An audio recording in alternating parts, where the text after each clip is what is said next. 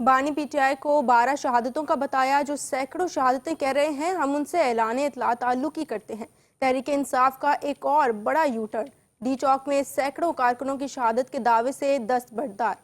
Chairman P T I barrister Gohar کی اسلام آباد کے احتجاج میں 12 شہادتوں کی تصدیق، سینکڑوں کارکنان کی شہادت کے دعووں سے اظہار لاتعلقی کر دیا۔ بانی پی ٹی آئی سے ملاقات کے بعد گفتگو میں کہا کہ بانی کو 26 نومبر کے واقعے کا علم نہیں تھا۔ ہم نے بانی کو رینجرز، پولیس اور پی ٹی آئی کے شہداء کا بتایا۔ ہم غیر ذمہ دارانہ بیان نہیں دیں گے۔ ہمارے 12 شہادتیں ہوئی ہیں۔ ہمارا ڈی چوک آنا مقصد نہیں تھا۔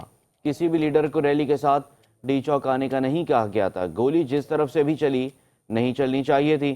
بانی نے کہا کہ پارلیمنٹ جائیں، سینٹ اور قومی اسمبلی میں یہ معاملہ اٹھائیں۔ بانی کی صحت سے متعلق پروپیگنڈے کو بھی مسترد کر دیا۔ بولے کہ بانی کی صحت ٹھیک ہے، اڈیالہ جیل میں نہ ہونے کی خبریں بھی غلط ہیں۔ پی ٹی آئی پر کوئی پابندی نہیں لگے گی۔